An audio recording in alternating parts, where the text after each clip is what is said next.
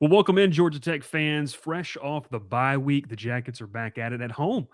It feels like it's been a while since Georgia Tech's been there, and we welcome you in to Swarm Talk Behind Enemy Lines edition. If you're watching on YouTube, make sure you hit the subscribe button. If you're listening in the feed, then you can't see who I'm joined by. It's, I guess we could call longtime friend, but never got him on the show, JJ Jackson over at Locked On Blue Devils. JJ, we appreciate the time, man, to talk about a matchup that you and I were kind of talking beforehand. Pretty interesting game on paper, and as we know, the ACC, complete chaos already. Yeah, Bryce, thanks for the invite, man. I'm really excited to be here, excited to talk about this game between Duke and Georgia Tech. Who knew that it would be such a fun matchup, right? That this Duke team would be coming in with an unblemished, perfect start so far. A Georgia Tech team who's had some really quality wins already this season. I tell you what, I'm really excited to kind of dive into what exactly I think is going to play out on Saturday. Saturday at home, under the lights at Bobby Dodd, which JJ, I don't know if you've ever been, but it's one of the better atmospheres in college football, the Atlanta skyline. It's a beautiful night for football. Hopefully the weather holds up as well. But Georgia Tech and Duke getting ready to face off. And JJ, I kind of want to start here. Look, Manny Diaz, new regime, new life, obviously, in this Duke program where Mike Elko, you could argue, took this program to heights they really had not seen, at least in a long time.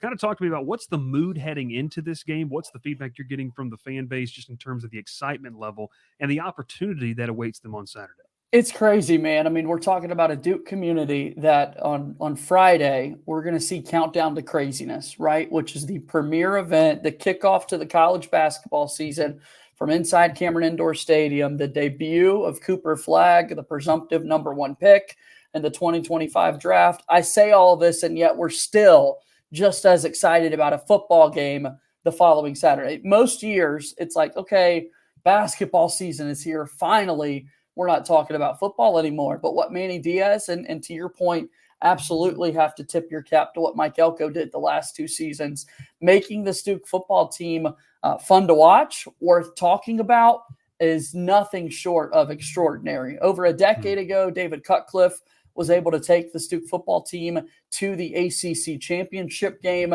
but that level of success wasn't too sustainable year after year after year. And if we're able to get into that position with Manny Diaz, I think it's good for the conference. It's obviously great for Duke. And yeah, just being able to put the work in the transfer portal that he did immediately as he got the job and got to work building out the staff and playing competitive games like they've had so far, and a thrilling comeback this past Saturday. I think Duke fans are really excited about where this Duke football program is. Yeah, obviously an emotional win too for Duke last weekend over North Carolina, and Georgia Tech fans got to watch that one, kind of form their own scouting report on their Yeah. next two opponents: Duke this week, North Carolina next week. But JJ, let's talk a little bit about the offensive side of the football. We all know the name Malik Murphy, where he came from, the hype he had coming out of high school. Talk to me about what he has brought to this offense, and it's a unit that when you kind of look at the box score, JJ, they don't light you up, but they're efficient in a lot of different categories. Talk to me about what he has brought in just this offensive identity as a whole. Yeah, really efficient, and it's an offense that it takes a lot of pride in taking care of the football. This past week was the first week that Malik Murphy did not throw an interception. The previous four games, he had just one, and those were the only turnovers. So obviously, you want to have a clean game, but for Duke, it's only been one turnover so far before going into this past Saturday game, and took a good job of taking care of the football. The ground game is big question mark for the Duke football team going into the season, and really after 2 weeks. So the first 2 weeks, Duke was horrible at running the football, so bad, and you thought it was going to get worse because their starter, Jaquez Moore, went out with an injury. But over the last 3 weeks, Star Thomas has had a 100-yard rushing game in each of those 3 games. Bryce, it has also coincided with the birth of his first child. He became a father just hours before we got into that Friday night game against UConn and went on to run for over 100 yards. He's done that in the next 2 games as well, found the end zone in all of those games, and just had a 166-yard, 2-touchdown rushing performance against North Carolina. So I'm talking about the running back because it's making the job of Malik Murphy that much easier. He's not having to focus on pushing the ball through the air as frequently because Duke has had such a reliable rushing attack the past couple of weeks. You talk about a rushing attack, and I wrote about this too over at thecrowdbooth.com. they're going to keep running the ball, and it feels like try to wear you down up front. They ran the ball 41 times. Yes, they only averaged around, I believe it was 3 to 4 yards per carry, but over time, it was 4.5, obviously, last week. They averaged 3.5 on the season. JJ, this is the identity. They want to wear you down to when they get in the third and fourth quarter. You're a defensive lineman. You're just saying, hey, can we please get a little bit of a break? Talk Yeah. about the willingness to stick with the run, especially in that game against North Carolina. Could we see that on Saturday against a Georgia Tech defense that's been better than they were last year, but still suspect at different spots? And Bryce, you've done your research. You've also been listening to Locked On Blue Devils as of late, because it feels like that's been the entire conversation that we've had so far this week, talking about that game against North Carolina, because you go into the locker room at halftime down 17-0. In the third quarter, it turned into a 20-0 game before Duke scored those 21 unanswered and won the game 21-20. And at halftime, Manny Diaz was preaching run the football. Duke has since released some footage. People can go see this on Duke's Twitter account, their highlight video from the game. And it's Manny Diaz in the locker room at halftime directly telling his team with pretty colorful language that we are going to run the football, that North Carolina is going to put us in what people would believe to be passing situations, right? In football, when you're down by multiple scores, throwing the ball is what we believe to be the quickest way to get back into a football game. But Manny Diaz kept saying, establish the run game, run the football. Trust me on this. That's exactly what this Duke team did, and it paid off, man. Unbelievable commitment to the run game. And now Manny Diaz looks like the genius on the offensive side. He's been known as a defensive guy his entire career, but that was the perfect way to dial it up, man. And we talk about a Georgia Tech defense that, like I said, I mean, this was a team that was nearly in the hundreds in every statistical category last season.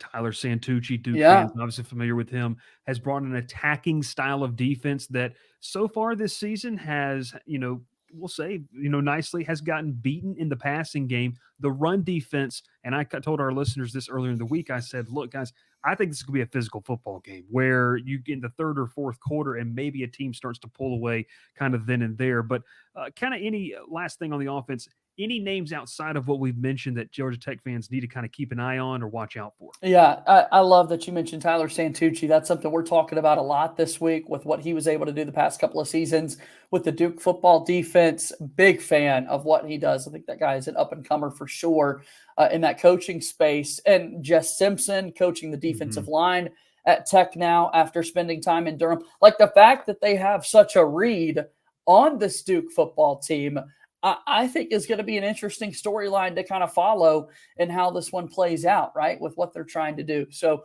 Star Thomas, definitely the name to look for out of the backfield for this Duke football team. And then out wide, I don't know that there's a better wide receiver in the ACC that we aren't talking about enough than Jordan Moore, who just two seasons ago was in the quarterback room with Riley Leonard at Duke, has since become a full-time wide receiver, and all he does is make plays out there. Eli Pankow and Quayshawn Brown, two other names to be on the lookout for in Duke's passing game. So, I'm expecting a big offensive performance from this Duke squad. However, I know that that's going to be difficult because we're pretty well aware of what Tyler Santucci's been able to do on the defensive side of the ball.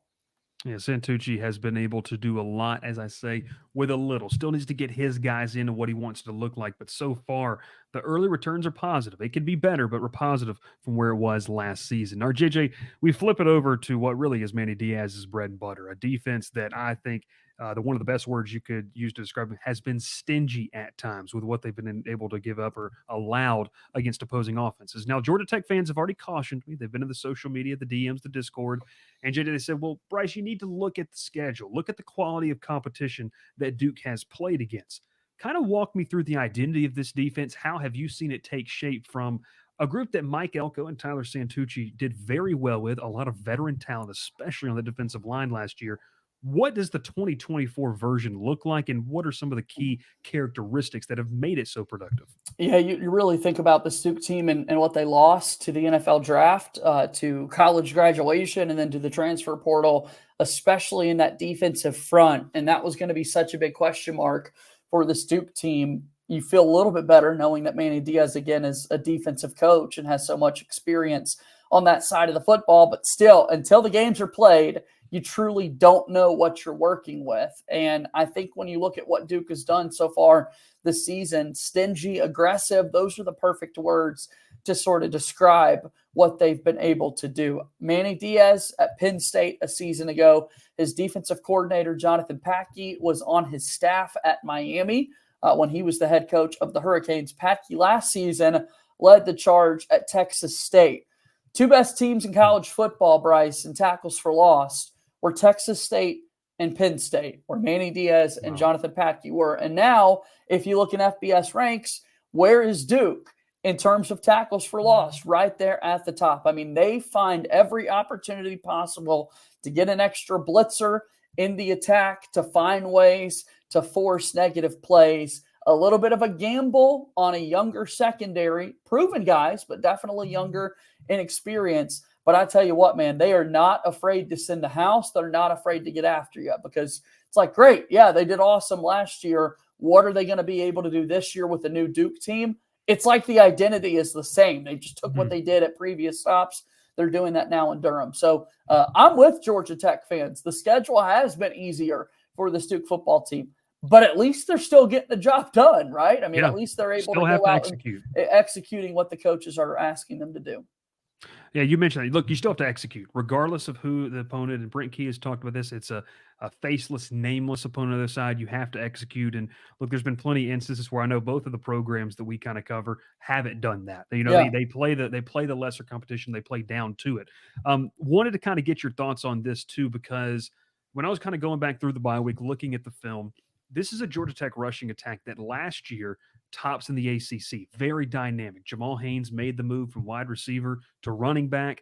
He was this guy who just flourished in this new role. Haynes King, we know what he can do with the ball through the air and on the ground.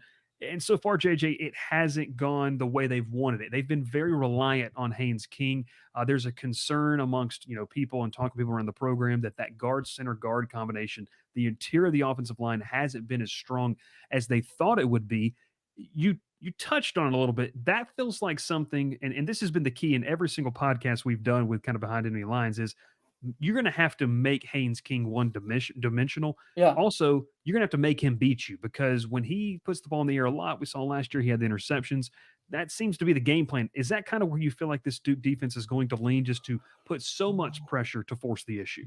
I think so. I mean, I think anytime you're playing these conference games, right, and you're looking at film from what's worked in previous weeks to what hasn't, that's exactly what this defense is going to want to do at that quarterback spot in particular, like make the plays over the top. We're bringing the pressure, see if you can beat us down the field. Think about this North Carolina team that Georgia Tech's going to see following this game that we saw, or this game that's coming up on Saturday between Duke and Georgia Tech. You would see the last time out, before they played Duke, gave up 70 to James Madison. They scored 50. Jacoby Criswell was moving the ball up the field and making those plays. And in so many ways, throughout the course of the first half, Duke is well aware of the fact of what Amarian Hampton has done, who I think you and I can agree is one of the best running backs, not only in the ACC, but probably the entire country. And they did a fine job kind of containing him and not letting him beat them, and forced Criswell to make plays in the passing game. I think that's got to be the similar attack for the Duke football team, is let's make sure we take care of stopping the run, force those negative plays, get those tackles for loss. And Haynes King, best of luck to you. I think he can get the job done. But again, like we talked about, execution, actually go out there and do that in the game on Saturday night. Yeah, it's one thing to talk about it. It's another thing to execute it in that game-like atmosphere. That's something that Brent Key talked about that his team needs to get better at. You can execute in practice. How do you carry that over to Saturdays? Heck yeah. Wanted to get this kind of last topic. We ask every single guest we have this question, JJ, so no pressure. I kind of start you out with a sentence. I say ... and then you give me what has to happen. Duke wins this football game in Atlanta what has to happen for the Blue Devils to leave Saturday with a win? Yeah, I think that definitely this Duke football team needs to be able to run the football. Once again, I think that's clearly been their secret sauce over the last few weeks. You want to be able to keep Star Thomas going in the direction that he's had. I do think Malik Murphy has to clean it up.